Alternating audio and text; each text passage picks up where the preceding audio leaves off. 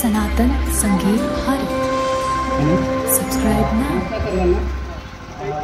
आपण सर्वजण जे या जागेवरती आलेलो आहे, जे वृक्षारोपण आपण करतो, हे आपण कशासाठी करतो किंवा हा काय कार्यक्रम आहे किंवा काय नाही याची थोडीशी पार्श्वभूमी आपल्याला देतो।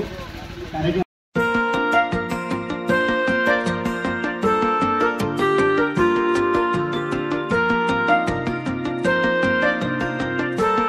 CSR इनिशिएटिव्ह मार्फत सुरू केली होती। जवळपास आतापर्यंत आम्ही 1.5 लाख गावामध्ये वाटलेले आहेत आणि त्या 1.5 लाख आंब्याचे काही गावांमध्ये यावर्षीपासून उत्पन्न पण सुरू होईल आणि काही गावांनी उत्पन्न सुरू केलेलं आहे। तर हा जो उपक्रम आहे हा ग्रामपंचायतीला